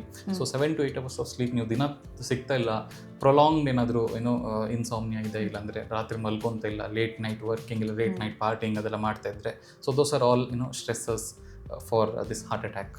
So ನಿದ್ದೆ ತುಂಬಾನೇ important ಆಗುತ್ತೆ. 7 to 8 ಗಂಟೆ ನಿದ್ದೆ ಬೇಕೇ ಬೇಕು. ನಿದ್ದೆ is the most important thing. That will distress your body. ಅದೊಂದು ಬಾಡಿ ರಿಲ್ಯಾಕ್ಸ್ ಮಾಡುತ್ತೆ, ಇನ್ಫ್ಲಮೇಷನ್ ಲೆವೆಲ್ಸ್ ಕಡಿಮೆ ಮಾಡುತ್ತೆ. So that is very important. ನಿದ್ದೆ ಇಸ್ ವೆರಿ ಇಂಪಾರ್ಟೆಂಟ್. ಹಾಗಾದ್ರೆ ಈ ನಿದ್ದೆಗೂ ಮತ್ತೆ ಹಾರ್ಟ್ ಪ್ರಾಬ್ಲಮ್ ಬರೋದಕ್ಕೂ ಕನೆಕ್ಷನ್ ಹೇಗೆ ಇರುತ್ತೆ? ನೋಡಿ, connection so many patients Young heart attacks ಬಂದವರು ಹಿಸ್ಟ್ರಿ ಕೇಳಿದರೆ ಲಾಸ್ಟ್ 2 weeks ಅಲ್ಲಿ ಇಲ್ಲ ಸರ್ ನಿದ್ದೆ ಮಾಡಿಲ್ಲ, ಲಾಸ್ಟ್ 2 weeks ಇಂದ ತುಂಬ ಕೆಲಸ ಇತ್ತು, ಏನೋ ಇರುತ್ತೆ, ತುಂಬ ಕೆಲಸ ಒತ್ತಡ ಇತ್ತು, ಸೊ ತುಂಬ ಸ್ಟ್ರೆಸ್ಸಲ್ಲಿದ್ದೆ ನಾನು, ಸೊ ಏನೇ ಶುಗರ್ ಇಲ್ಲ, BP ಇಲ್ಲ, ಕೊಲೆಸ್ಟ್ರಾಲ್ ಇಲ್ಲ, ಏನೂ ಇಲ್ಲ ಅಂದ್ರೂ ಸಹ ಬಸ್ ಲಾಸ್ಟ್ ಫ್ಯೂ ವೀಕ್ಸಲ್ಲಿ ತುಂಬ ಸ್ಟ್ರೆಸ್ ಇತ್ತು, ನಿದ್ದೆ ಮಾಡ್ತಾ ಇಲ್ಲ, ನಾನು ತುಂಬ ಟ್ರಾವೆಲಿಂಗ್ ಮಾಡ್ತಾ ಇದ್ದೆ, ಸಡನ್ನಾಗಿ ಈ ಥರ ಎದೇನೋ ಬಂದೆ ನಾನು ಇಲ್ಲಿಗೆ ಅಂತ. So this is very important factor in young heart attacks without any risk factors. Okay, so ನಿದ್ದೆ ಮಾಡುವಂಥದ್ದು ತುಂಬಾ ಇಂಪಾರ್ಟೆಂಟ್ ಆಗಿರುತ್ತೆ. 7 ರಿಂದ 8 ಗಂಟೆ ತನಕ ನಿದ್ದೆ ಮಾಡಲೇಬೇಕು. Daily around 7 to 8 hours sleep ಬೇಕೇ ಬೇಕು ಎಲ್ಲ. ಓಕೆ ಡಾಕ್ಟರ್, ಈಗ ನೀವು ಪೊಲ್ಯೂಷನ್ ಬಗ್ಗೆ ಹೇಳಿದ್ರಿ. ಸೊ ಪೊಲ್ಯೂಷನ್ ಅಲ್ಲಿ ಏರ್ ಪೊಲ್ಯೂಷನ್ ಅಂದ್ರೆ ವಾಯು ಮಾಲಿನ್ಯ ಇರೋದು ಇಂಪಾರ್ಟೆಂಟ್ ಆಗುತ್ತೆ ಅಂತ. ಏರ್ ಪೊಲ್ಯೂಷನ್ ಅದು AQI ಲೆವೆಲ್ಸ್ ನಿಮಗೆ ಡೈಲಿ ನಿಮಗೆ ಮೊಬೈಲಲ್ಲಿ ನೀವು ನೋಡ್ಕೊಬೋದು ವೆದರ್ ರಿಪೋರ್ಟಲ್ಲಿ. ಸೊ ಇಂಡಿಯಾದಲ್ಲಿ ಎಲ್ಲ ಮೇಜರ್ ಸಿಟೀಸಲ್ಲಿ ಪೊಲ್ಯೂಷನ್ ಲೆವೆಲ್ಸ್ ತುಂಬ ಜಾಸ್ತಿ ಇದೆ. ನೀವು AQI ಲೆವೆಲ್ಸ್ ಬೆಂಗಳೂರಲ್ಲಿ ನೋಡಿದರೆ 180 ಅಲ್ಲಿ ಇರುತ್ತೆ, ಡೆಲ್ಲಿ ಗುರ್ಗಾಂವಲ್ಲಿ ನೋಡಿದರೆ 900-800 ಎಲ್ಲ ಇರುತ್ತೆ. ಅದೇ ನೀವು ವೆಸ್ಟರ್ನ್ ಕಂಟ್ರೀಸ್ ಕೆನಡಾದಲ್ಲೆಲ್ಲ ನೋಡಿದರೆ 1 ಇಲ್ಲಾಂದರೆ 0 ಇರುತ್ತೆ. So that is a level of pollution that we are living in, and pollution is a very important risk factor for heart attack. Okay, ನಮಗೆ ಯೂಶಲಿ ಗೊತ್ತಿರುತ್ತೆ ಈಗ ಏರ್ ಪೊಲ್ಯೂಷನ್ ಆದರೆ ಅದು ನಮ್ಮ ಶ್ವಾಸಕೋಶಕ್ಕೆ ಪ್ರಾಬ್ಲಮ್ ಅನ್ನು ಉಂಟು ಮಾಡುತ್ತೆ ಅಂತ. ಸೊ ಹಾರ್ಟಿಗೂ ಕೂಡ ಇದು ತೊಂದರೆಯನ್ನು ಉಂಟು ಮಾಡುತ್ತೆ. ಡೆಫಿನೆಟ್ಲಿ ಹಾರ್ಟಿಗೂ ಸಹ ಇದು ತೊಂದರೆಯನ್ನು ಉಂಟು ಮಾಡುತ್ತೆ. ಓಕೆ ಡಾಕ್ಟರ್, ಈಗ ಯಂಗ್ಸ್ಟರ್ಸಲ್ಲಿ ಈ ಥರ ಆಗೋದಕ್ಕೆ ಒಂದು ಲ್ಯಾಕ್ ಆಫ್ ಸ್ಲೀಪ್ ಕಾರಣ ಆಗುತ್ತೆ ಅಂತ ಹೇಳಿದ್ರಿ, ನಿದ್ದೆ ಒಂದು ಒನ್ ಆಫ್ ದ ರೀಸನ್ ಆಗುತ್ತೆ ಅಂತ ಹೇಳಿದ್ರಿ. ಅದು ಬಿಟ್ಟು ಬೇರೆಲ್ಲ ವಿಷಯದ ಬಗ್ಗೆ ಹೇಳೋದಾದರೆ ಈಗ ಏಜ್ ಮ್ಯಾಟರ್ ಆಗುತ್ತಾ ಅವರಲ್ಲಿರುವಂಥದ್ದು? ಹೌದು, ಡೆಫಿನೆಟ್ಲಿ ಏಜ್ ಮ್ಯಾಟರ್ಸ್. ಏಜಿಂಗ್ ಆಗ್ತಾ ಏನಿದೆ ನಿಮ್ಮದು ರಿಸ್ಕ್ ಫ್ಯಾಕ್ಟರ್ಸು ಜಾಸ್ತಿ ಆಗುತ್ತೆ. ನಿಮಗೆ BP ಬರೋದು, ಶುಗರ್ ಬರೋದು, ಕೊಲೆಸ್ಟ್ರಾಲ್ ಬರೋದು ಚಾನ್ಸಸ್ಸು ಜಾಸ್ತಿ ಆಗ್ತಾ ಹೋಗುತ್ತೆ. ಸೊ ಅದರಿಂದ ನಿಮ್ಮದು ಹಾರ್ಟ್ ರಿಲೇಟೆಡ್ ಬ್ಲಾಕ್ಸ್ ಬರೋದು ಸಹ ರಿಸ್ಕ್ ಜಾಸ್ತಿ ಆಗ್ತಾ ಹೋಗುತ್ತೆ.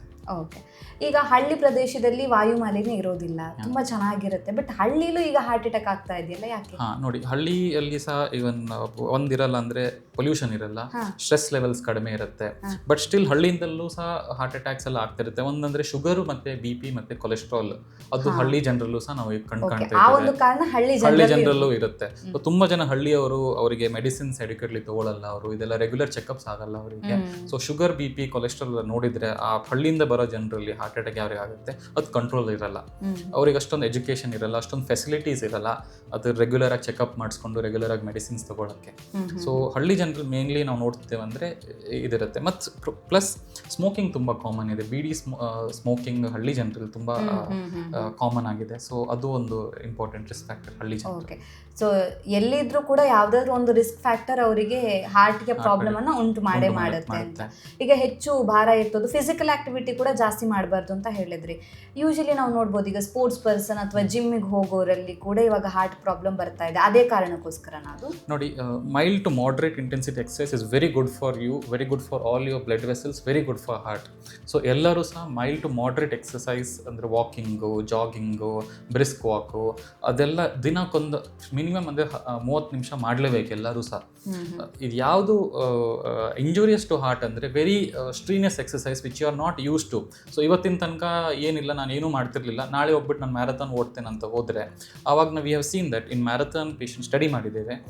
ಸ್ಟಡಿ ಮಾಡಿದಾಗ ಏನಾಗುತ್ತೆ, ಮ್ಯಾರಥಾನ್ ಯಾರೆಲ್ಲ ರನ್ ಮಾಡಿದಾರಲ್ಲ, ಮುಂಚೆ ಯಾರೆಲ್ಲ ಸೆಡೆಂಟ್ರಿ ಇದ್ರು, ಏನೂ ರನ್ ಮಾಡ್ತಿರ್ಲಿಲ್ಲ, ಸಡನ್ನಾಗಿ ಒಂದು ದಿವಸ ಹೋಗ್ಬಿಟ್ರೆ ಮ್ಯಾರಥಾನ್ ರನ್ ಮಾಡಿದ್ದಾರೆ, ಅವರಲ್ಲಿ ನಾವು ಬ್ಲಡ್ ಟೆಸ್ಟ್ ಮಾಡಿ ನೋಡಿದಾಗ ಅವ್ರ ಟ್ರೋಪೋನಿನ್ ಲೆವೆಲ್ಸ್ ಜಾಸ್ತಿ ಇತ್ತು. ಟ್ರೋಪೋನಿನ್ ಅಂದರೆ ಅವ್ರು ನಿಮ್ಮ ಕಾರ್ಡಿಯಾಕ್ ಮಸಲಿಗೆ ಡ್ಯಾಮೇಜ್ ಆಗುತ್ತಲ್ಲ, ಮಸಲಿಂದ ಕೆಲವು ಎನ್ಸೈಮ್ಸ್ ರಿಲೀಸ್ ಆಗುತ್ತೆ.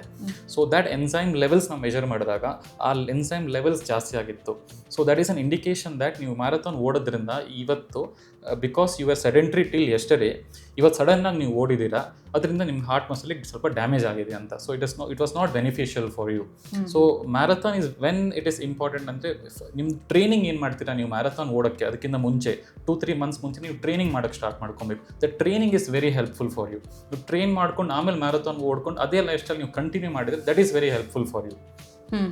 ಆಲ್ ಆಫ್ ಸಡನ್ ಆಗಿ ಆಫೀಸ್ ಕಡೆಯಿಂದ ಮ್ಯಾರಥಾನ್ ಇದೆ, ಕಂಪನಿ ಕಡೆಯಿಂದ ಮ್ಯಾರಥಾನ್ ಇದೆ ಅಂತ ಹೇಳ್ಬಿಟ್ಟು ವರ್ಷದಲ್ಲಿ ಒಂದ್ ದಿವಸ ಮಾಡಿದ್ರೆ ಅದು ಡೆಫಿನೆಟ್ಲಿ ಹೆಲ್ಪ್ ಆಗೋಕ್ಕಿಂತ ಡೇಂಜರಸ್ ಅಂತಲೇ ಹೇಳ್ಬೋದು.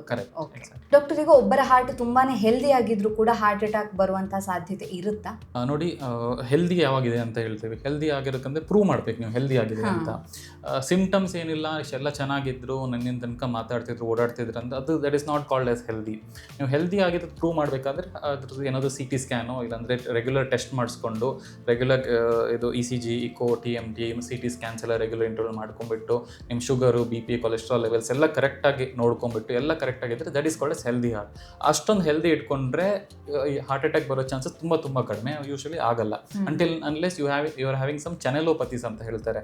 ಅಂದರೆ ಚೆನೆಲೋಪತೀಸ್ ಅಂದರೆ it is a different set of heart disease which is not apparent on any ECG, echo, TMT or CT scan. So those channelopathies are rare genetic disorders. So ಅದರಲ್ಲಿ ಏನಾದರೂ sudden ಆಗಿ rhythm change ಆಗಿ sudden cardiac arrest ಆಗೋ chances ಇರುತ್ತೆ. That is not heart attack, it is sudden cardiac death or sudden cardiac arrest. That is a different set of diseases. It's a genetic disease, different set of genetic diseases which is very rare in the population. It's seen in 1 in 10,000 or something like that. So those are different set of diseases. Okay. So heart attack ಆಗಲ್ಲ ಅವರಲ್ಲಿ, ಅವ್ರಿಗೆ sudden cardiac arrest ಇಲ್ಲ sudden cardiac death ಆಗೋ chances ಇರುತ್ತೆ.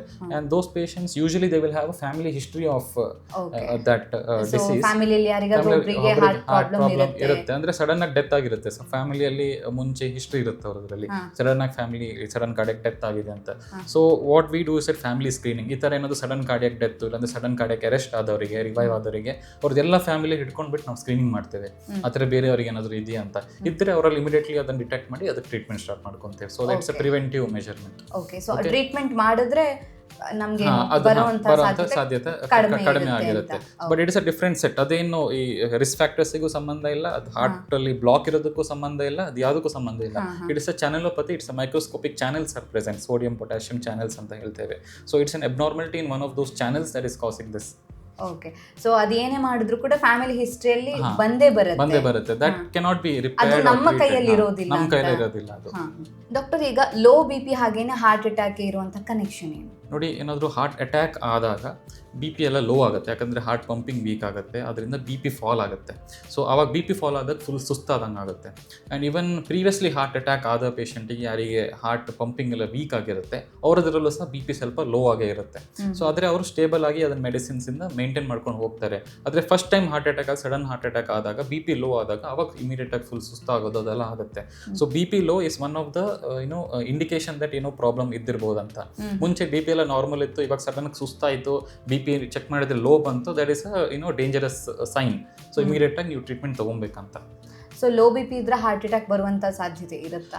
ಇಲ್ಲ, ಆ ಥರ ಏನಿಲ್ಲ. ನೋಡಿ, ಕೆಲವರಿಗೆ ಎಸ್ಪೆಷಲಿ ಯಂಗ್ ಫೀಮೇಲ್ಸಿಗೆ ಬಿ ಪಿ ಕಂಟಿನ್ಯೂಸ್ ಆಗಿ ಲೋನೇ ಇರುತ್ತೆ.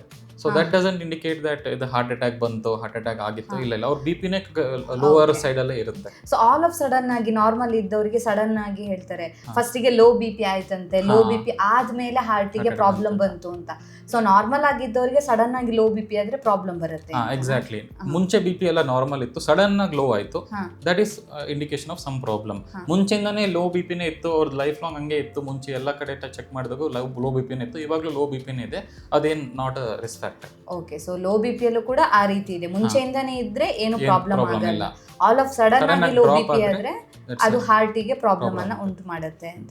ಕೆಲವ್ರು ಹೇಳ್ತಾರೆ ಡಾಕ್ಟರ್, ಈಗ ಜಾಸ್ತಿ ಸೌಂಡ್ಗೆ ನಾವು ಎಕ್ಸ್ಪೋಸ್ ಆದಾಗ ಅಥವಾ ಲೆಕ್ಕಕ್ಕಿಂತ ಹೆಚ್ಚು ನಾಯ್ಸ್, DJ ಸೌಂಡ್ಸ್ ಅದನ್ನೆಲ್ಲ ಕೇಳಿದಾಗ ಅಥವಾ ಅದರ ಹತ್ರ ಹೋದಾಗ ಕೆಲವರಿಗೆ ಅದನ್ನ ತಡ್ಕೊಳಿಕ್ ಆಗೋದಿಲ್ಲ, ಅಷ್ಟು ಜೋರಾಗಿ ಸೌಂಡ್ ಇರುತ್ತೆ, ಅದರಿಂದನೂ ಹಾರ್ಟ್ ಅಟ್ಯಾಕ್ ಆಗುತ್ತೆ ಅಂತ ಹೇಳ್ತಾರೆ. ಇದು ನಿಜಾನಾ? ನೋಡಿ, ಲೌಡ್ ಸೌಂಡಿಂದ ನಿಮ್ಮ ಬಿ ಪಿ ಸಡನ್ನಾಗಿ ಫ್ಲಕ್ಚುಯೇಟ್ ಆಗ್ಬೋದು, ಸಡನ್ನಾಗಿ ಜಾಸ್ತಿ ಆಗ್ಬೋದು, ನಿಮ್ಮ ಹಾರ್ಟ್ ರೇಟ್ ಸಡನ್ನಾಗಿ ಜಾಸ್ತಿ ಆಗ್ಬೋದು. ಸೊ ಅದರಿಂದ ಹಾರ್ಟ್ ಮೇಲೆ ಪ್ರೆಷರ್ ಬಿದ್ದು ಕೆಲವು ಟೈಮ್ ಅದು ಟ್ರಿಗರ್ ಆಗಿ ಪ್ಲಾಕ್ ರಪ್ಚರ್ ಆಗ್ಬೋದು. ಸೌಂಡ್ ಡೈರೆಕ್ಟಾಗಿ ಏನು ಹಾರ್ಟಿಗೆ ಏನು ಇಂಜುರಿ ಮಾಡಲ್ಲ, ಆದರೆ ಸೌಂಡಿಂದ ನಿಮ್ಮದು ಬ್ಲಡ್ ಪ್ರೆಷರ್ ಸಡನ್ನಾಗಿ ಜಾಸ್ತಿ ಆಗಿ ಹಾರ್ಟ್ ರೇಟ್ ಸಡನ್ನಾಗಿ ಜಾಸ್ತಿ ಆಗಿ ಅದು ಬೇಕಾದರೆ ನಿಮ್ಮದು ಹಾರ್ಟಿಗೆ ಟ್ರಿಗರ್ ಮಾಡ್ಬೋದು. ಸೊ 1-to-1 ಕನೆಕ್ಷನ್ ಇರುತ್ತೆ ಅಂತ ಅಂದರೆ ಸೌಂಡಿಂದ ನಮಗೆ BP ವೇರಿಯೇಷನ್ಸ್ ಆಗ್ಬೋದು. ಇಂಡೈರೆಕ್ಟ್ ಕನೆಕ್ಷನ್ ಇದೆ. ಸೌಂಡ್ ಜಾಸ್ತಿ ಸಡನ್ನಾಗಿ ನೀವು ಲೌಡ್ ಸೌಂಡಿಗೆ ಹೋದಾಗ ನಿಮ್ಮ ಬಿ ಪಿ ಹಾರ್ಟ್ ರೇಟ್ ಜಾಸ್ತಿ ಆಗಿ ಅದರಿಂದ ನಿಮ್ಮ ಹಾರ್ಟ್ಗೆ ಡ್ಯಾಮೇಜ್ ಆಗ್ಬೋದು. ಓಕೆ, ಹಾಗಿದ್ರೆ ರೆಗ್ಯುಲರ್ ಆಗಿ ಹಾರ್ಟ್ ಚೆಕಪ್ನ ಯಾವ ಏಜಿಂದ ಸ್ಟಾರ್ಟ್ ಮಾಡಬೇಕು ನಾವು? ನೋಡಿ, ಏನಾದರೂ ನಿಮ್ಮದು ಫ್ಯಾಮಿಲಿ ಹಿಸ್ಟ್ರಿ ಇದ್ದರೆ, ಜೆನೆಟಿಕ್ ಹಿಸ್ಟ್ರಿ ಇದೆ, family history of heart disease ಅಂತ ಇದೆ ಅಂದರೆ ನೀವು 20s ನೀವು ರೆಗ್ಯುಲರಾಗಿ ಚೆಕಪ್ ಮಾಡಿಸ್ಕೊಂಬರಬೇಕು.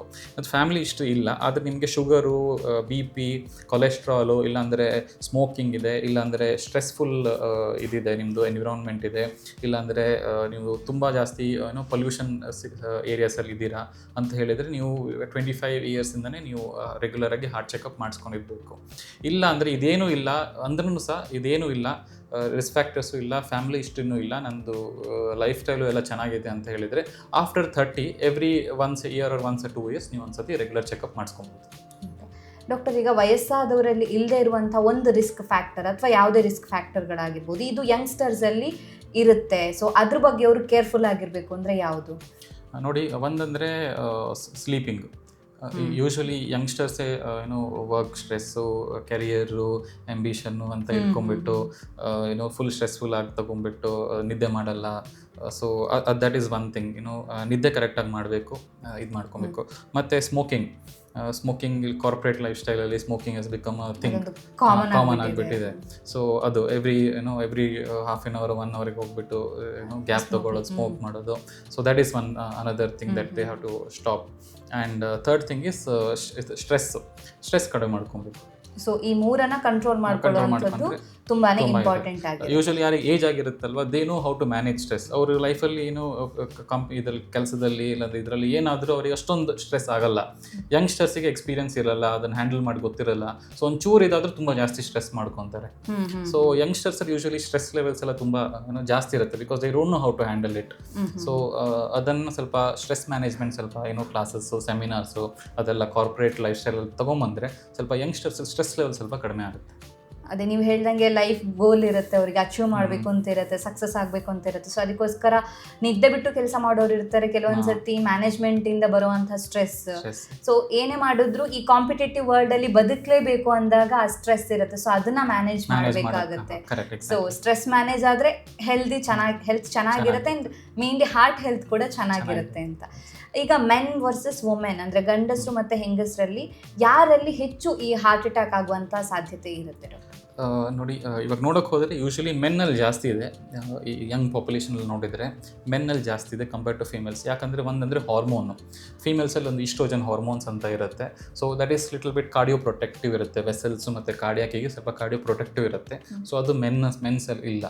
ಮತ್ತೊಂದು ಇನ್ನೊಂದಂದರೆ ಸ್ಮೋಕಿಂಗು, ಆಲ್ಕೋಹಾಲ್ ಕನ್ಸಂಪ್ಷನ್ನು ಅದೆಲ್ಲ ಮೆನ್ನಲ್ಲಿ ಸ್ವಲ್ಪ ಜಾಸ್ತಿ ಇದೆ females compare to women. So ಅದಕ್ಕೋಸ್ಕರ ಇದೆರಡರಿಂದ ಮೆನ್ನಲ್ಲಿ ಜಾಸ್ತಿ. ಓಕೆ, ಅಂದರೆ ಮಹಿಳೆಯರಲ್ಲಿ ಈ ಪೀರಿಯಡ್ಸ್ ಆಗುತ್ತೆ, ಸೊ ಆ ರೀಸನ್ಗೆ ಅಂತ ಹೇಳ್ತಾರೆ, ಹೌದಾ? ಮಂತ್ಲಿ ಪೀರಿಯಡ್ಸ್ ಅದು ಪೀರಿಯಡ್ಸ್ ಆಗೋದು because of the hormonal changes. So ಅದ್ರಲ್ಲಿ ಈಸ್ಟ್ರೋಜನ್ ಅಂತ ಒಂದು ಹಾರ್ಮೋನ್ ಇದೆ. ಆ hormone because of that it is beneficial for the heart. Doctor, ಹಾಗಾದ್ರೆ ಈಗ ಈಸ್ಟ್ರೋಜನ್ ಹಾರ್ಮೋನಲ್ಲಿ ವೇರಿಯೇಷನ್ ಆಯಿತು ಅಂತ ಹೇಳಿದ್ರೆ ಮಹಿಳೆಯರಿಗೆ ರಿಸ್ಕ್ ಇರುತ್ತಾ?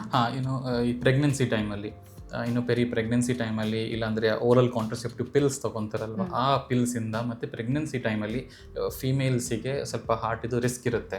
So spontaneous coronary artery dissection ಅಂತ ಹೇಳ್ತೇವೆ. So that can occur in females who are on oral contraceptive pills or in the during the pregnancy. This two are one of the risk factors for spontaneous coronary artery dissection. ಅಂದರೆ artery full normal ಆಗಿರುತ್ತೆ, ಸ್ಟ್ರೆಸ್ಸಿಂದ ಮತ್ತು ಈ ಹಾರ್ಮೋನ್ಸಿಂದ ಕೆಲವು time artery dissect ಆಗ್ಬೋದು. So ಆ dissect ಆದಾಗ ಸಡನ್ ಆಗಿ ಕ್ಲಾಟ್ ಫಾರ್ಮೇಷನ್ ಆಗಿ ಸಡನ್ ಆಗಿ ಮೇಜರ್ ಅಟ್ಯಾಕ್ ಆಗ್ಬೋದು. ಈಗ ಡಾಕ್ಟರ್, ಹಾರ್ಟ್ ಅಟ್ಯಾಕ್ ಆಗಿ ಎಷ್ಟು ಟೈಮ್ ಒಳಗಡೆ ಅವ್ರನ್ನ ಹಾಸ್ಪಿಟಲ್ ಕರ್ಕೊಂಡು ಹೋಗಬೇಕು? ಗೋಲ್ಡನ್ ಅವರ್ ಅಂತ ಹೇಳ್ತಾರೆ, ಸೊ ಎಷ್ಟು ಅವರ್ ಇರುತ್ತೆ ಅದು? ನೋಡಿ, ಗೋಲ್ಡನ್ ಅವರ್ ಅಂದರೆ ಇವನ್ ಹಾರ್ಟ್ ಅಟ್ಯಾಕ್ ಆದರೆ immediate within 30 minutes they should be in the hospital and within 60 minutes that is door to balloon time ಅಂತ ಹೇಳ್ತೇವೆ. ಸೊ ಟೋಟಲ್ 90 minutes ಒಳಗಡೆ ಅದನ್ನು ಓಪನ್ ಮಾಡಬೇಕು ನಾವು.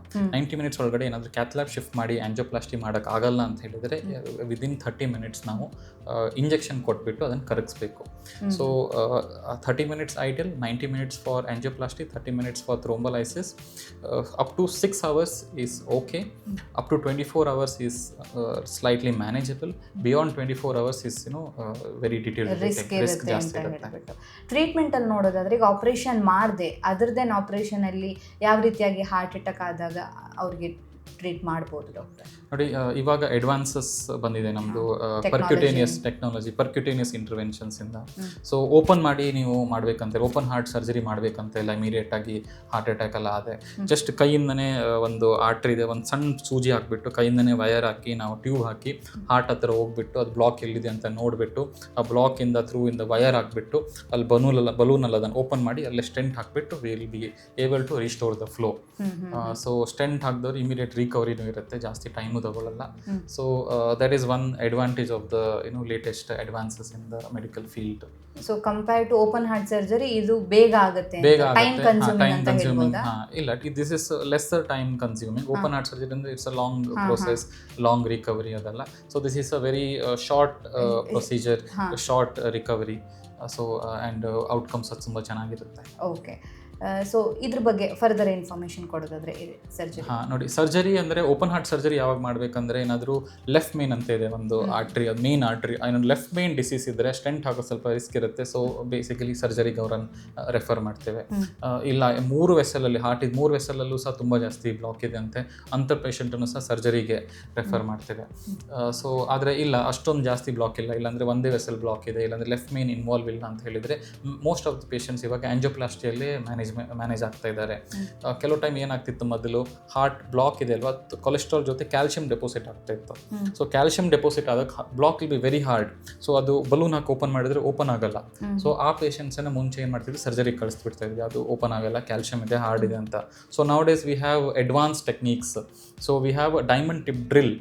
So heart, the vessel is only around 3 millimeter, 2.5 millimeter, 2.75 millimeter vessel ಒಳಗಡೆ we'll put a diamond drill and we'll drill that calcium out and remove that block. And then also we have lithotripsy balloons. So balloon which will emit lithotripsy waves to break that calcium. And ಮತ್ತೆ ನಮ್ಮ ಹತ್ರ special type of balloons ಇದೆ, called as cutting balloon ಮೇಲ್ಗಡೆ blades ಇರುತ್ತೆ, sharp blades. That also we can use to crack open the calcium. So even nowadays with these advanced instruments ಅಲ್ವಾ, so even if there is a calcium in the block, so ಅದನ್ನು ಸಹ we are able to break it without opening the chest. We can just send all those instruments through the artery here. Just one prick alli we can send all those things to your heart exactly where it is, and we can break all that and we can safely do the angioplasty. Okay. Doctor, treatment ಆದಮೇಲೆ ಅವ್ರು ಎಷ್ಟು careful ಆಗಿರಬೇಕಾಗುತ್ತೆ? Precautions ಮೆಷರನ್ನು ಯಾವ್ದು ತಗೋಬೇಕಾಗುತ್ತೆ? ನೋಡಿ, treatment ಆದಮೇಲೆ medications ಏನಿದೆ ಅದನ್ನು ಕರೆಕ್ಟಾಗಿ ಹೆಂಗೆ ನಿಮ್ಮದು ಕಾರ್ಡಿಯಾಲಜಿಸ್ಟು ಇಲ್ಲ ಕಾರ್ಡಿಯಾಕ್ ಸರ್ಜನ್ ಹೆಂಗೆ ಹೇಳ್ತಾರೆ ಅದನ್ನು ಕರೆಕ್ಟಾಗಿ ನೀವು ತೊಗೊಬೇಕು, ಅದನ್ನು ಸ್ಕಿಪ್ ಮಾಡೋಂಗಿಲ್ಲ. And then life style changes. Okay, so sedentary life style ಇದ್ದರೆ ಸ್ವಲ್ಪ ಮೈಲ್ಡ್ ಮಾಡ್ರೇಟ್ ಎಕ್ಸಸೈಸಸ್ಸು, ಮತ್ತು ಶುಗರ್, BP, ಕೊಲೆಸ್ಟ್ರಾಲ್ ಕಂಟ್ರೋಲ್ ಆಗಿರೋದು, ಮತ್ತು ಸ್ಮೋಕಿಂಗ್ ಎಲ್ಲ ಇದ್ದರೆ ಅದನ್ನು ಆಲ್ಟರ್ ಮಾಡೋದು, ಮತ್ತು ಸ್ಟ್ರೆಸ್ಫುಲ್ ಎನ್ವೈರ್ಮೆಂಟ್ ಇದೆ ಸ್ವಲ್ಪ ಹೊರಗಡೆ ಹೋಗೋದು, ಸೊ ಟೇಕಿಂಗ್ ಎಡಿಕ್ವೇಟ್ ಸ್ಲೀಪ್ ಅದೆಲ್ಲ ಮೇಂಟೈನ್ ಮಾಡ್ಕೊಬೇಕು. ಮತ್ತು ಡಯೆಟ್ಟು ಏನಾದರೂ ಹೇಳ್ತಾರೆ, ಏನಾದರೂ depending upon your heart function, ಉಪ್ಪು ಕಡಿಮೆ ತಿನ್ನಬೇಕಾ, ನೀರು ವಾಟರ್ ರೆಸ್ಟ್ರಿಕ್ಷನ್ಸ್ ಏನಾದರೂ ಇದೆಯಾ, ಅದೆಲ್ಲ ನೀವು ಫಾಲೋ ಮಾಡ್ಕೊಬೇಕು, ಡಾಕ್ಟರ್ ಹೆಂಗೆ ಹೇಳ್ತಾರೆ ಹಂಗೆ. ಮೈಲ್ಡ್ ಹಾರ್ಟ್ ಅಟ್ಯಾಕ್ ಅಂದರೆ ಏನು ಡಾಕ್ಟರ್? ಸಾರಿ, ಮೈಲ್ಡ್ ಹಾರ್ಟ್ ಅಟ್ಯಾಕ್ ಅಂದರೆ ನಾನು ಹೇಳಿದೆ ಅಲ್ವಾ, ಪ್ಲಾಕ್ ಅರೌಂಡ್ 10-20% ಇರುತ್ತೆ, ಅದು ರಪ್ಚರ್ ಆಗುತ್ತೆ. ರಪ್ಚರ್ ಆದ ಕ್ಲಾಟ್ ಫಾರ್ಮೇಷನ್ ಆಗುತ್ತೆ. ಕ್ಲಾಟ್ ಫಾರ್ಮೇಷನ್ ಆಗಿ ಏನಾದರೂ ಅದು 100% ಬ್ಲಾಕ್ ಮಾಡಿಬಿಟ್ರೆ it will be a major heart attack. ಏನಾದರೂ ಕ್ಲಾಟ್ ಫಾರ್ಮ್ ಆಗುತ್ತೆ but it will not block it 100%. So ಸ್ವಲ್ಪ ಫ್ಲೋ ಇನ್ನೂ ಇದ್ದಿರುತ್ತೆ. ಸೊ ಆವಾಗ ತುಂಬ ಸೀರಿಯಸ್ ಆಗಲ್ಲ, ಸ್ವಲ್ಪ ನೋವು ಬಂದಂಗೆ ಆಗುತ್ತೆ ಪೇಷಂಟಿಗೆ, ತುಂಬ ಸೀರಿಯಸ್ ಆಗಲ್ಲ. So that is mild heart attack. ಆ ಪೇಷಂಟ್ಸಲ್ಲೂ ಸಹ there is a block which has ruptured and the clot is forming. So anytime it can progress and it can become 100%, it can lead to a complete major heart attack. Okay, ಹಾಗಾದರೆ ಈಗ mild heart attack ಆದಾಗಲೂ ಅಥವಾ normal ಆಗಿ heart attack ಆದಾಗ symptoms change ಇರುತ್ತಾ ಅಥವಾ ಒಂದೇ ಥರ symptom ಬಂದಿರುತ್ತೆ ಅವರಿಗೆ? ಅಂದರೆ ಎದೆ ನೋವು ಜಾಸ್ತಿ ಇರುತ್ತೆ ಅಥವಾ ಮೈಲ್ಡಲ್ಲಿ ಇದ್ದಾಗ ಅವ್ರಿಗೆ ಗೊತ್ತೇ ಆಗದೆ ಇರೋ ಥರ ಏನಾದರೂ ಇರುತ್ತಾ, ಹೇಗೆ? ಸರಿ, ಮೈಲ್ಡ್ ಹಾರ್ಟ್ ಅಟ್ಯಾಕ್ ಆದಾಗ ಎದೆನೋ ಸ್ಟಾರ್ಟ್ ಆಗುತ್ತೆ. ಇವತ್ತು ಮೈಲ್ಡ್ ಹಾರ್ಟ್ ಅಟ್ಯಾಕ್ ಆಯಿತು, ಇವತ್ತು ಅಲ್ಲಿಂದ ಒಂದು ಸ್ವಲ್ಪ ದೂರ ನಡೆದ್ರೆ ನನಗೆ ಎದೆ ಬಾದಿ ಅಂತ ಅನಿಸುತ್ತೆ, ದಮ್ ಬಂದಂಗೆ ಆಗ್ತಾಯಿದೆ ಅಂತ ಹೇಳ್ತಾರೆ. ಅದೇನಾಗುತ್ತೆ, ಇವತ್ತು 100 ಮೀಟರ್ಸ್ ನಡೀತಿದ್ದೇನೆ, ನಾಳೆ ನನಗೆ ಬರೀ 50 ಮೀಟರ್ಸಲ್ಲೇ ಅದೇ ಸಿಂಪ್ಟಮ್ಸ್ ಬರ್ತಾ ಇದೆ. ಇವತ್ತು ಕೂತ್ಕೊಂಡಿದ್ದಾಗೂ ಸಹ ನಂಗೆ ಎದೆನೋ ಮತ್ತು ಉಸಿರಾಡಕ್ಕೆ ತೊಂದರೆ ಆಯಿತು 3ನೇ ದಿವಸಕ್ಕೆ, ಹಂಗೆ ಆಗ್ತಿದ್ರೆ ಅದು ಮೈಲ್ಡ್ ಹಾರ್ಟ್ ಅಟ್ಯಾಕಿನೇ ಜಾಸ್ತಿ ಆಗ್ತಾ ಇದೆ ಅಂತ ನಿಮ್ದು ಇಂಡಿಕೇಶನ್. ಸೊ ಅವರಿಗೂ ಸಹ ಎದೆ ನೋವು, ನಡೆದ್ರೆ ಎದೆ ಒತ್ತದಂಗೆ ಆಗೋದು, ನಡೆದ್ರೆ ದಮ್ ಅನ್ನಂಗೆ ಆಗೋದು, ಅದೆಲ್ಲ ಬರುತ್ತೆ. So it will be progressing hour by hour or day by day. So ಆ ಥರ ಪ್ರೋಗ್ರೆಸಿವ್ ಇದ್ದಾಗ ನಿಮ್ಮ ಸಿಂಪ್ಟಮ್ಸ್ ನೀವು ಇಮಿಡಿಯೇಟ್ ಆಗಿ ಬರಬೇಕು, ಅಂದರೆ it is leading to a major heart attack ಅಂತ. ಸೊ ಮೈಲ್ಡ್ ಹಾರ್ಟ್ ಅಟ್ಯಾಕ್ ಆದರೆ ಅದು ತುಂಬಾನೇ ಡೇಂಜರಸ್, ಹೇಳ್ದಂಗೆ ಅದು ಮೇಜರ್ ಆಗಿ ಆಗುವಂಥ ಸಾಧ್ಯತೆ ಹೆಚ್ಚಾಗಿನೇ ಇರುತ್ತೆ ಅಂತ. ಡಾಕ್ಟರ್, ಈಗ ಟ್ರೀಟ್ಮೆಂಟಲ್ಲಿ ಮೈಲ್ಡ್ ಹಾರ್ಟ್ ಅಟ್ಯಾಕ್ಗೂ ಮತ್ತು ಮೇಜರ್ ಹಾರ್ಟ್ ಅಟ್ಯಾಕ್ಗೂ ವ್ಯತ್ಯಾಸ ಇರುತ್ತಾ? ನೋಡಿ, ಮೇಜರ್ ಹಾರ್ಟ್ ಅಟ್ಯಾಕ್ ಆದರೆ ಇಮಿಡಿಯೇಟಾಗಿ ಕ್ಯಾಥ್ಲ್ಯಾಬ್ ಶಿಫ್ಟ್ ಮಾಡಿ ಅದನ್ನು ಬ್ಲಾಕ್ ಅಂತ ತೆಗಿಬೇಕು. ಅದೇ ಗೋಲ್ಡನ್ ಅವರ್ ಅಂತ ಹೇಳಿದ್ವಲ್ಲ, ಆ ಗೋಲ್ಡನ್ ಅವರ್ ರೂಲ್ ಅಪ್ಲೈ ಆಗುತ್ತೆ. ಸೊ ಅದು ವೆಯ್ಟ್ ಮಾಡೋಂಗಿಲ್ಲ ನಾವು. ಅದು ಕ್ಯಾಥ್ಲ್ಯಾಬ್ ಶಿಫ್ಟ್ ಮಾಡೋಕ್ಕಾಗಲ್ಲ ಅಂದರೆ ಇಮಿಡಿಯೇಟಾಗಿ ಇಂಜೆಕ್ಷನ್ ಕೊಟ್ಬಿಟ್ಟು ಕ್ಲಾಟನ್ನು ಕರಗ್ಸಕ್ಕೆ ಟ್ರೈ ಮಾಡಬೇಕು. So that golden hour rule ನಾವು ಫಾಲೋ ಮಾಡಬೇಕು. ಸೊ ಮೈಲ್ಡ್ ಹಾರ್ಟ್ ಅಟ್ಯಾಕಲ್ಲಿ ಆ ಥರ ಗೋಲ್ಡನ್ ಅವರ್ ರೂಲ್ ಅಂತ ಇರಲ್ಲ, ಇಮಿಡಿಯೇಟಾಗಿ ಟ್ರೀಟ್ಮೆಂಟ್ ತೊಗೊಬೇಕು. ಅದು ಆಸ್ಪಿರಿನ್ನು, ಬ್ರಿಲಿಂಟೈಲ್ ಅಂದರೆ ಕ್ಲೋಪಿಡೋಗ್ರಲ್ಲಿ ಏನಿದೆ ಅದನ್ನು ಕೊಟ್ಬಿಟ್ಟು, ಇಂಜೆಕ್ಷನ್ಸ್ ಹಿಪ್ಯಾರಿನ್ ಅದೆಲ್ಲ ಕೊಟ್ಬಿಟ್ಟು, ವಿಲ್ ಹ್ಯಾವ್ ಟೈಮ್ ಅದೆಲ್ಲ ಕೊಟ್ಬಿಟ್ಟು ಸ್ಟೆಬಿಲೈಸ್ ಮಾಡಿ ಪೇಷಂಟನ್ನು ಆಮೇಲೆ ನಾವು ಕ್ಯಾಥ್ಲ್ಯಾಬಿಗೆ ಶಿಫ್ಟ್ ಮಾಡಿ ಆಂಜಿಯೋಗ್ರಾಮ್ ಮಾಡ್ಕೊಬೋದು. ಓಕೆ ಡಾಕ್ಟರ್, ಈಗ ಯುವಕರಲ್ಲಿ ಹಾರ್ಟ್ ಅಟ್ಯಾಕ್ ಯಾವ ಕಾರಣಕ್ಕೆ ಬರುತ್ತೆ ಅನ್ನೋದನ್ನು ಹೇಳಿದ್ರಿ. ಈ ಹಾರ್ಟ್ ಅಟ್ಯಾಕ್ ಬರಬಾರ್ದು ಅಂದರೆ ಯಾವ ರೀತಿಯಾದಂಥ ಪ್ರಿಕಾಷನ್ಸ್ ಮೆಷರನ್ನು ತಗೋಬೇಕಾಗುತ್ತೆ? ನೋಡಿ, ಯುವಕರು ಒಂದಂದರೆ ಅವ್ರದ್ದು ನೋಯೋ ನಂಬರ್ಸ್ ಅಂತ ಹೇಳಿದೆ ಅಲ್ವಾ, ನಿಮ್ಮದು ಶುಗರು, BP ಮತ್ತು ಕೊಲೆಸ್ಟ್ರಾಲು ಚೆಕ್ ಮಾಡಿಸ್ತಾ ಇರಬೇಕು. ಓಕೆ ಎವ್ರಿ ಇಯರ್ಲಿ ಅಟ್ಲೀಸ್ಟ್ ನೀವು ಹೆಲ್ತ್ ಚೆಕಪ್ ಮಾಡಿಸ್ಲೇಬೇಕು. ಸೊ ಸೆಕೆಂಡ್ ಥಿಂಗ್ ನಿಮ್ಮದು lifestyle adequate sleep habits ಇರಬೇಕು, ಸ್ಮೋಕಿಂಗ್ ಎಲ್ಲ ಅವಾಯ್ಡ್ ಮಾಡಬೇಕು, ಆಲ್ಕೋಹಾಲ್ ಕನ್ಸಂಪ್ಷನ್ ಕಡಿಮೆ ಮಾಡಬೇಕು. So and next thing is your regular health checkup should include cardiac health checkup. So regular ಬರೀ blood test ಮಾಡಿಸಿದ್ರೆ cardiac checkup ಆಗಲ್ಲ. So cardiac ಚೆಕಪ್ಪಲ್ಲಿ ECG, echo, TMT ಮತ್ತು CT ಸ್ಕ್ಯಾನ್ಸ್ ಇದೆ. So depending upon your setup ಅಲ್ವಾ, ನಿಮ್ಗೆ ಯಾವ್ದು educate cardiac health checkup ಬೇಕು ಅದು ನಿಮ್ಮ ಡಾಕ್ಟರ್ ರಿಕಮೆಂಡ್ ಮಾಡ್ತಾರೆ ನಿಮಗೆ. ಸೊ ಇಫ್ ಎಟ್ ಆಲ್ ನಿಮ್ಮದು family history of heart disease ಎಲ್ಲ ಇದೆ, ಸೊ ಅಂದರೆ ನಿಮ್ಗೆ ಇದ್ದರೆ ನೀವು you should better get a cardiac CT.